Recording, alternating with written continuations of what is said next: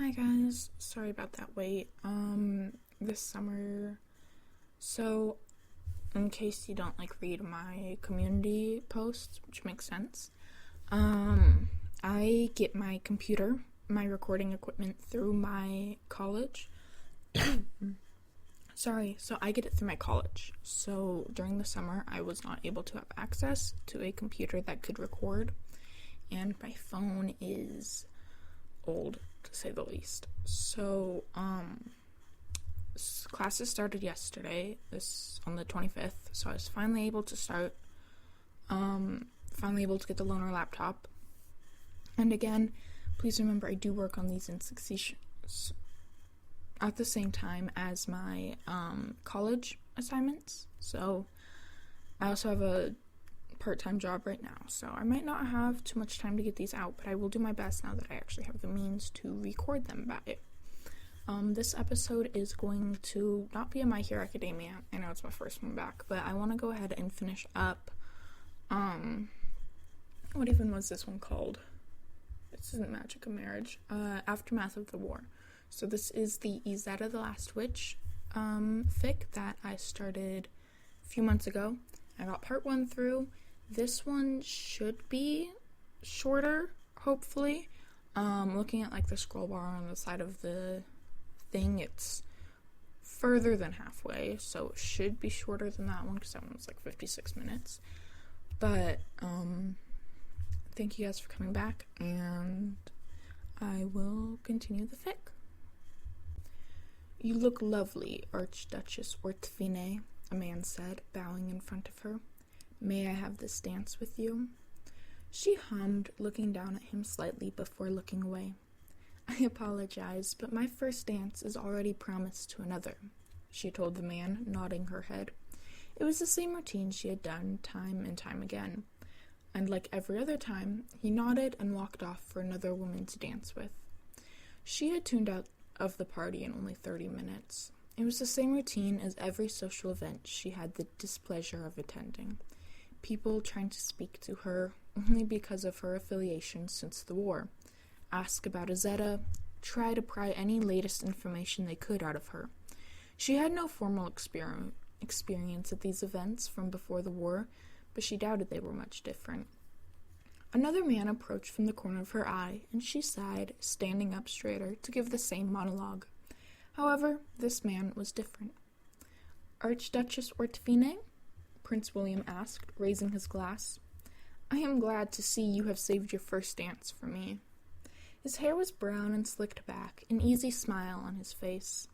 He couldn't have been too much older than her, and if she didn't know his age prior, she would assume he was younger, still just a child. "Prince William," she said, dipping into a low bow. He stiffed slightly at it, but she paid it no mind. She was already used to foreign officials being put off by her actions. Small things like her bowing instead of curtsying for them, pants whenever she felt like it, if a dress didn't fit her mood right then. But no one would mock her to her face anymore. "I apologize for my delay," he laughed, rubbing the back of his neck. He put his drink on a passing waiter's tray, nodding at them. "I had a few matters of business to discuss with my counsel." She smiled, offering her hand. He took it, leading her onto the dance floor. "About my proposal?" she questioned. He laughed again, nodding. "I should think it was mine. After all, I was the one to send Redford to visit your little duchy." He paused in the middle of the floor before the music peaked again, and they were off. Feet intertwining with one another in a familiar fashion, turning about each other like they were the only ones there. Him pressed up near her, still taller than her, despite her heeled boots. "I did wonder about that," she whispered now, due to the close proximity. "Why would you not visit me in person? Is this marriage not something you would like?" "Of course not," he denied, spinning her around himself. "However, I had some business to deal with here. Redford offered to visit you in your duchy." He positioned his arm around her waist, keeping her beside him. She smiled, her feet knowing the steps as well as her own breath. "I see. If this marriage is something you agree to, then I suppose you know that you will have to move away to my little duchy." She repeated what he had said, smiling along with him. Of course, he agreed, though I have not had the pleasure of visiting myself. I assume it is not so different from my own hometown. She chuckled. I assure you, it is very different. We do not have nobles or houses like you are used to.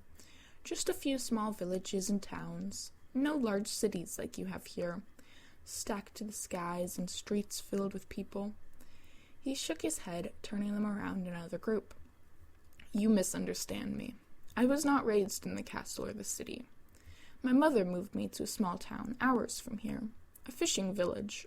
I only moved here when I was 12. I see, she nodded, letting it fall into silence. It was imperative she convince him this marriage would be the best thing. It would strengthen all her ties, as well as moving closer to what she had promised Izetta, world peace. But even with her body pressed up against his steps moving with hers as he led her around the groups, she couldn't focus on that.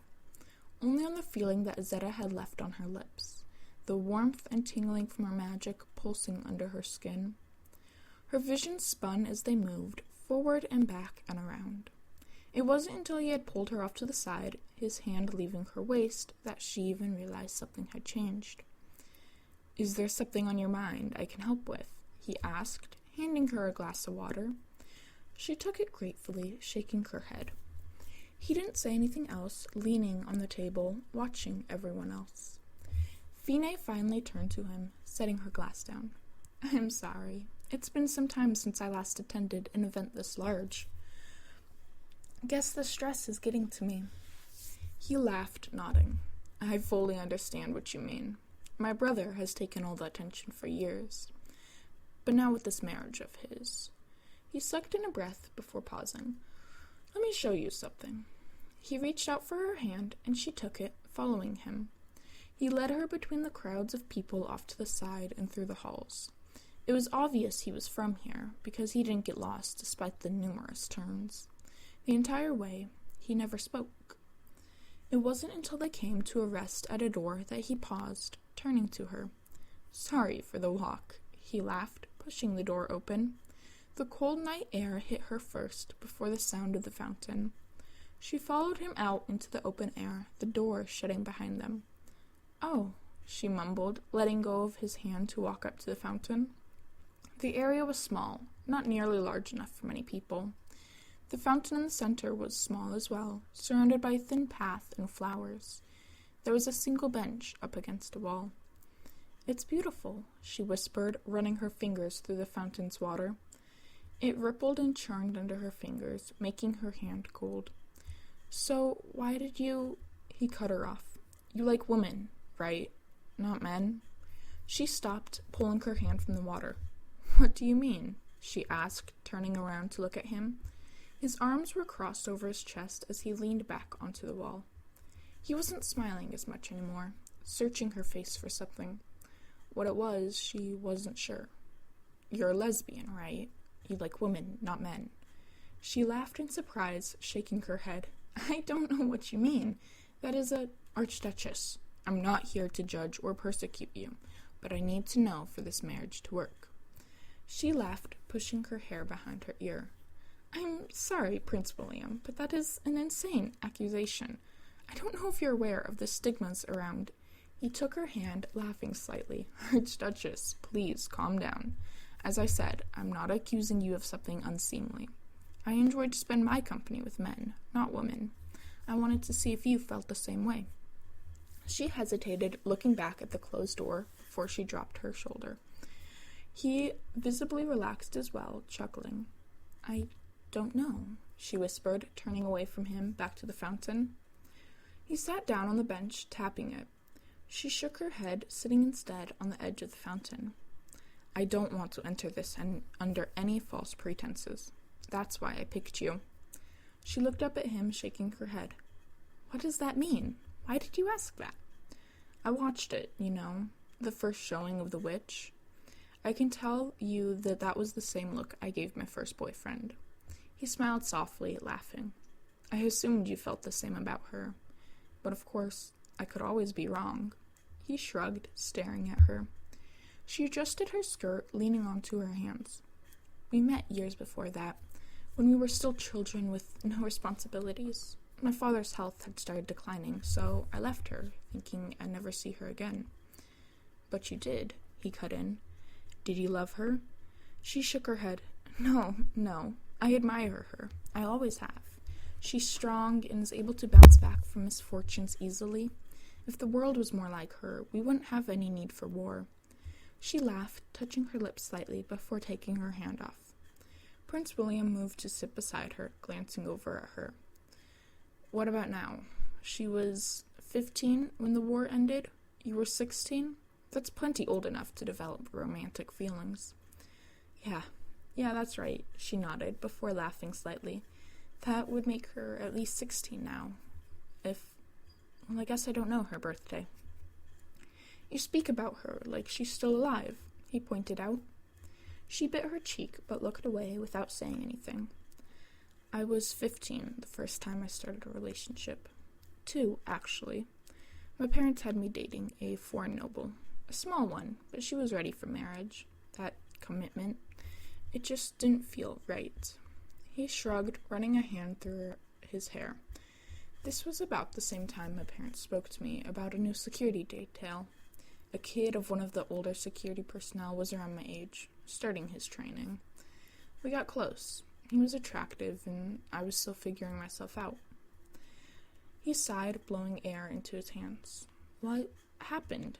I assume you aren't looking for a marriage because either relationship worked out. He laughed, shaking his head. No, the first didn't. She noticed that I just wasn't acting right around her. Keeping the secret was hard for me. She broke it off for someone else, but him, well, I'm still with him. He's here tonight, actually, though I don't trust myself to see him at the current moment. Not until this works out. And what is this? She asked, leaning forward. My way of trying to stay with him. He looked over at her, interlocking his fingers with hers. I assure you, I do find you beautiful. You're a wonderful woman, but that is not why I chose you. I was hoping you found women attractive and not men. She nodded. I assumed as much, but I can't fit that for you. I have found both attractive through the years, despite never dating. Because of the war. She nodded and he sighed. Our partnership may still work, if you would be open to it. I don't plan to end my relationship with him. I love him, and you want to remain in power while still getting an heir. I am hitting my 18th birthday soon, and heir is not my first priority, not above my people's well-being. She chuckled, running her fingers over her knuckles. They are against this marriage, afraid it will ruin the way I run my duchy. He nodded, standing up slowly. I have spoken to my advisors. They have agreed to your demands, despite how irregular they are. They owe me a few favors. He held a hand out for her, and she took it. All I ask is that I am allowed to bring my boyfriend with me, that we keep up appearances in public, but in private we are nothing more than friends. When the time comes for heirs, he hesitated, shaking his head.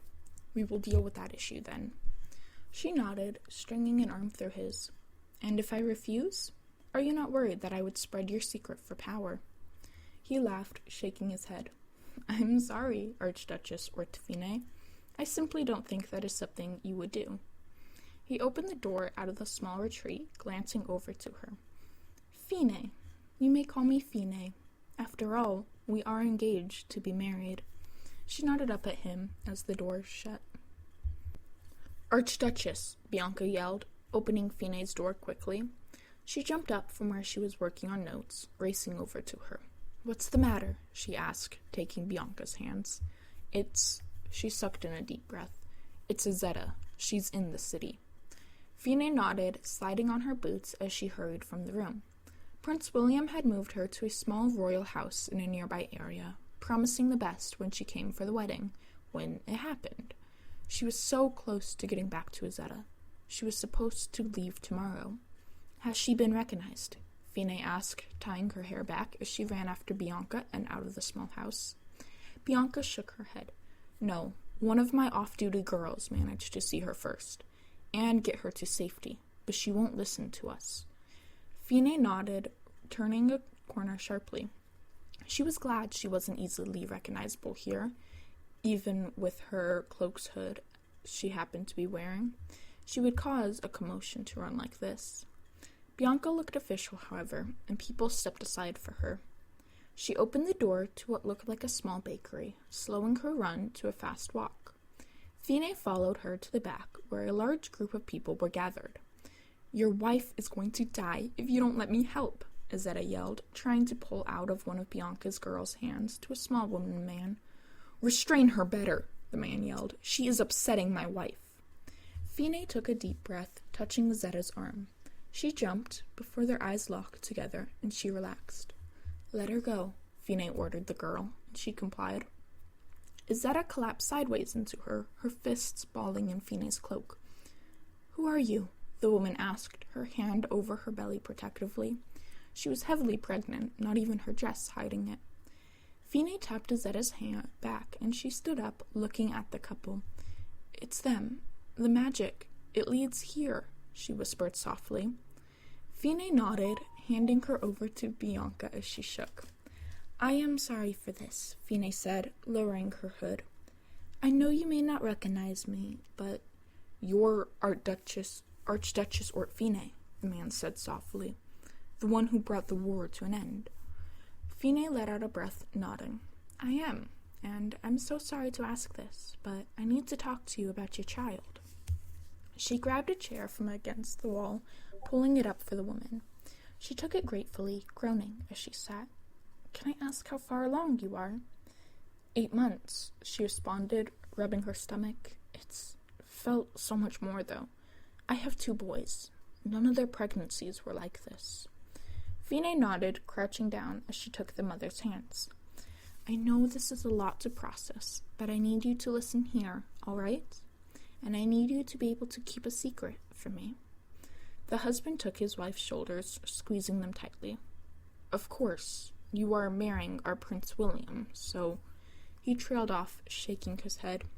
"This is Izetta." She motioned Izetta forward, and she hesitantly came for her. She shifted beside the mother, looking down at her. "And we have reason to believe that your child will be a witch like she is." The mother's hands tightened. "A witch? A girl? No, I won't believe such a lie. God wouldn't—" Finé squeezed her hands, and she quieted. "God has chosen you to give birth to the first witch in many years. But I need to help you. Both of you." She looked up to the father, whose face was stone cold. "A child of magic will kill you. We want to prevent that." How do you know?" the husband asked. Izetta spoke. "I know. I can feel it around you, in you. Your daughter is strong, and I think I can help you both." "Honey," the husband said, taking her shoulders. "This can't be—" "No," she said, looking up at him. "I believe them. This pregnancy, it's been different, in ways I can't explain. I don't want to die," she whispered, looking at Finé with tears in her eyes. "Please." Finé sighed, nodding. "We can help you. I promise." Izetta touched her shoulder gently, and she jumped, looking up at you. "I can help you," she said, the same way she had promised that the world that she would protect them. Bianca held the bundle of blankets gently, supporting the baby's neck. "She's so small," she whispered, bouncing the baby, who didn't fuss. "What about the couple?" Finé frowned, watching out the carriage window. "They won't remember her, will they, Izetta?" she asked, turning to look at Izetta. Her eyes were clouded over, the stone clasped tightly in her hands. Finé reached for her, but she pulled back quickly. No, she said, shaking her head. "They won't remember us or her. The magic, it didn't want them to." "And the baby they took home?" Bianca asked softly. "From a nearby hospital," Finé whispered. "Her mother died in childbirth, and she needed a loving home." Izetta nodded, turning to look out over the carriage window as they bumped along the road. Her eyes were glazed over, the stone slipping between her fingers as she looked for something. What it was, Finé didn't know. Bianca cleared her throat. "When is the wedding planned for?" she asked Finé. A little over a year, Finé confirmed, biting her cheek. On the night of my 19th birthday. He has already made the preparations for the reception. Or receptions. There will be 2. She glanced back at Izetta, who stared at her with wide eyes. You're getting married, she whispered. Finé nodded hesitantly, and Izetta turned back to look out the window. Okay, she said. Bianca shifted the child as she whined. What do we do with her? It would raise too many questions to leave her with you. Your marriage could be cancelled. I'm taking her, Izetta said calmly, turning to look down at the baby. She needs to be near a strong source of magic for the next few years. Finé nodded. Bianca, you will go back tonight with Izetta. Find a woman in town to act as a wet nurse. Make sure you trust her. Izetta shook her head. I'll move faster alone. I can fly. No, Finé said sharply. No more use of that stone until we need it. I don't like it. When we have gotten all the children and the magic has healed more, I want it hidden again. It's dangerous. Izetta stared down at it, and Finé worried she would argue. Instead, she just nodded. Okay.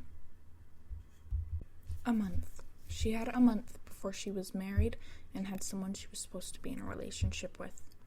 They had spoken in letters since then, making sure the agreement was known. They would both be able to have their own partners. Separate but connected chambers were already made. He would sit on her council, like a prince consort should, though he was to be lesser in status than her older advisors.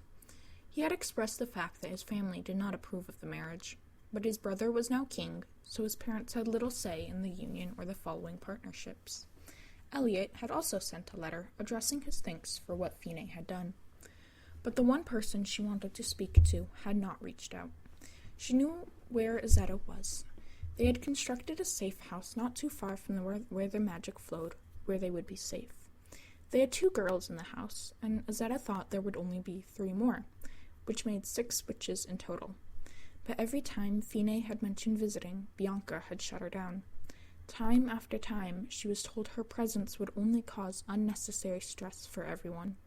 She had wanted to see Izetta, to figure out the array of emotions she felt, to figure out why all she wanted to do was kiss her again, to hold her and never let her go.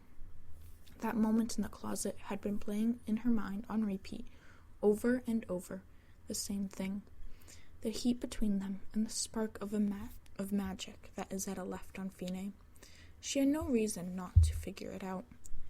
She had been scared about the consequences due to her marriage to William, but now that they had come to an agreement, there was no issue. Her people came first, and they would be well cared for, have an heir when it was time. All she wanted was Izetta. Archduchess, Lottie asked, peeking into her room. Finé paused, her foot hanging over her balcony's edge. Lottie stared at her, before scoffing and walking in, shutting the door behind her. Lottie, she started to say, but Lottie shushed her. I am not having you visiting Izetta looking like that. That white will dirty in those woods much too fast. Do you know how hard it is to remove dirt stains from this fabric? Finé slowly put her foot back in the room as Lottie huffed, opening her closet. How did you know where I was going? She asked hesitantly.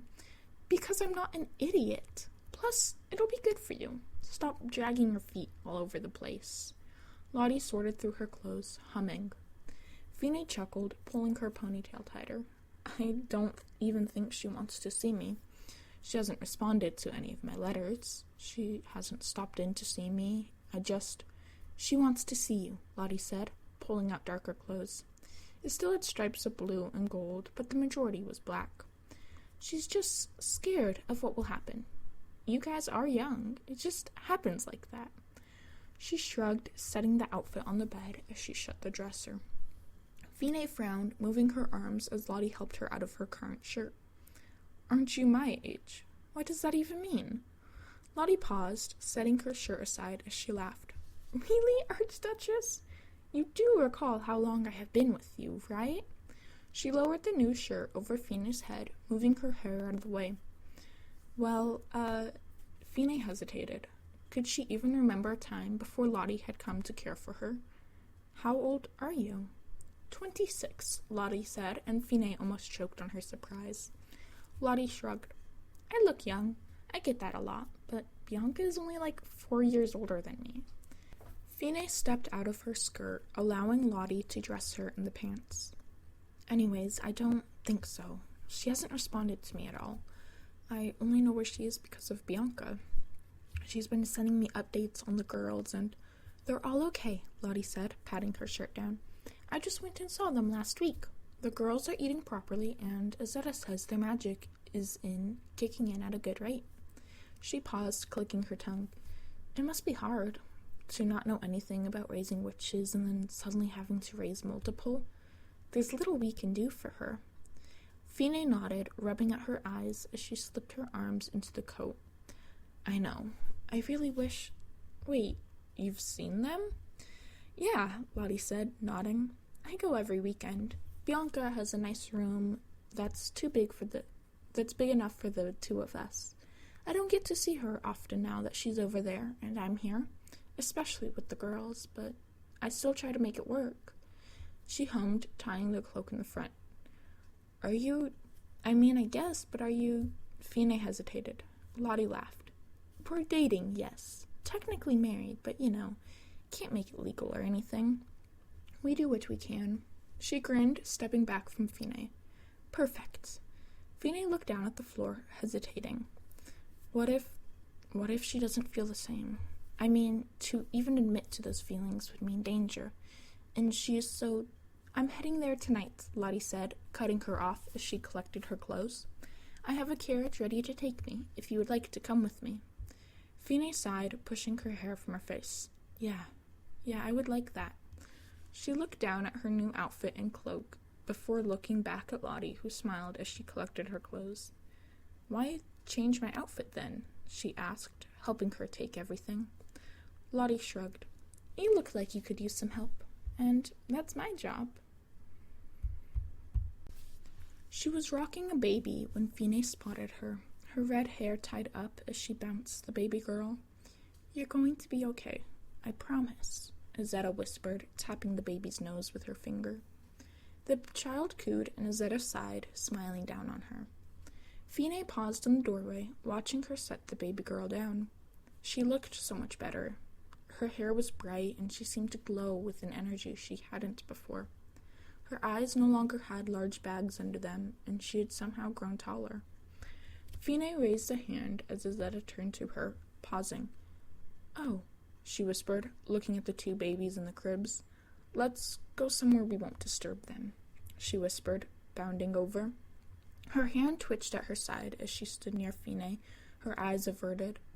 Finé took her hand, intertwining their fingers as she pulled her away from the room. They passed Bianca and Lottie, who waved, heading the opposite way. Izetta didn't fight her as Finé led her outside, in the grove of trees nearby. She finally stopped, turning to face Izetta. Izetta pulled at her hand, but Finé didn't let her go, shaking her head. Izetta, I need to talk to you, she whispered, scared the words wouldn't come out. Izetta didn't say anything, nodding as she looked down at their clasped hands. I'm sorry for not being able to say anything that day, for running out on you like that. It wasn't you, it was just... I know, Izetta whispered. You're engaged to be married now, to a man, to be with someone like me. She managed to pull her hand away, wrapping her arms around herself. Finé sighed, shaking her head. No, you have it all wrong. She took Izetta's arms, forcing her to look up. I do care for you, so much. I don't know if it's the same way you feel for me. The way my heart soars whenever you glance my way, or the feeling of your magic on me. But it's not the magic. It's your smile and laugh, the way you look for the brightness in the darkness. You brought me out of the war. You brought the entire world out of the war. That is something no one else could have done. She dropped Izetta's arms, grabbing her hand instead. And I admire you so much. I want to spend every moment with you. From watching you rise with the sun to help or train witches in their magic, it's what makes you, you, that I love. She kissed the back of one of her hands, bowing to her. I hope you can forgive me. Izetta's hand shook as she stared at them. I was never upset with you, she whispered before Finé could respond. Izetta jumped at her, wrapping her arms around her neck. Finé, she yelled, nuzzling her head into Finé's shoulder. Finé wrapped her arms around her, holding her off the floor as she laughed breathlessly. But how could I ever be upset with you? Izetta asked, dropping her feet back down. I was giving you space because I thought you wanted it. I promise I will never kiss you like that again. I didn't mean to.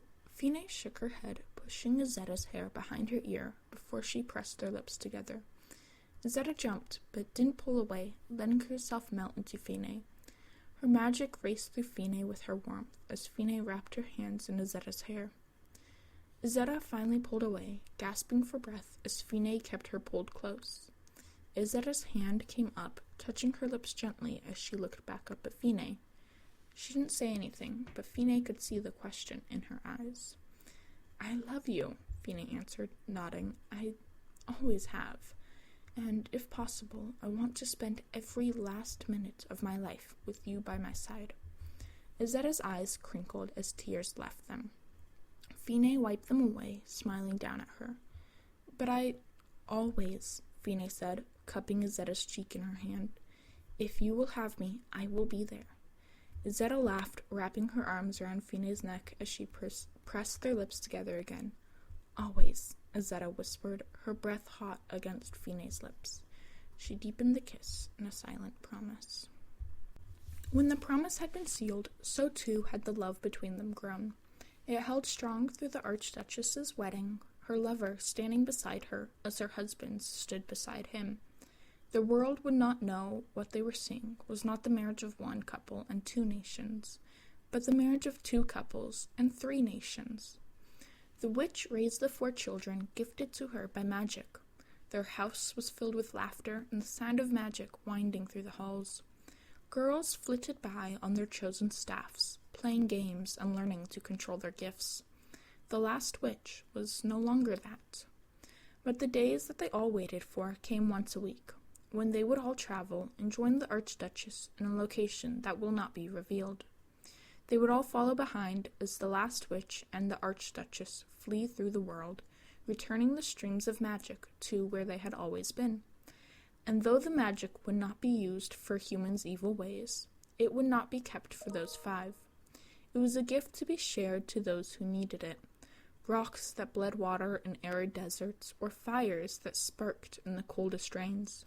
Fish that seemed to multiply in infected villages, and bread that lasted for days.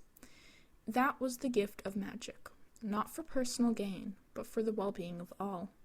And if the last witch and Archduchess had any say in the world, it would be to fulfill that first promise.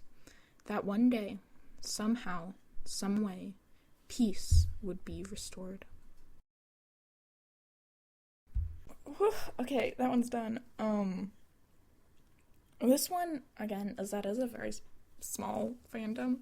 Honestly, I've never met someone else who knew the anime or the manga without me having to introduce them to it. And the reviews for it are mixed. Some people love it, some people hate it. It's kind of whatever. But I was writing this one for quite some time in between my other ones. Because it's a one-shot instead of, multiple chapters, which is what I tend to do. So this one really didn't get that popular. Hopefully you guys enjoy it. I will apologize for my voice sounding the way it does. I kind of just woke up, so I've been using Mountain Dew to kind of stop any coughing fits or anything. Sorry. As for the story, it really won't make sense if you haven't watched or read Izetta. I think it's really cute reading it again after whenever I posted this, or whenever I posted the last one, I think was the last time I read it. But I've never been a fan of fake marriages, political marriages. I don't tend to read that trope. So actually writing it, I know it didn't really focus on the fake marriage between them. We didn't see William at all. He didn't talk after that first encounter. But that's just because he wasn't the focus. I didn't really want to focus on any male characters like Redford, William, or Elliot from the Germania. I didn't really focus on any of them. I think that's it for notes on this chapter, on this one shot. Apparently I didn't write any as I posted this, so that's fun. I just think it's cute. As for notes on this channel, and if you're actually following along with other stories, I can't remember what was the next one that you guys said, but I will try to get that out as soon as I can. It's been fun. I guess fun isn't the right word. Let's see. Which of my stories do you want to see? Okay, so it looks like the one that won by 53% was United Alliance Institute. So that one is unfinished.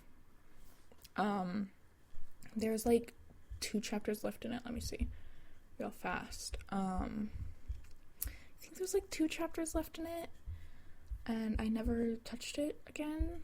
A lot of the ones that I don't touch again aren't because I don't love them. It's because I get another idea in my head and I have to write that one before I can go back to writing the first one.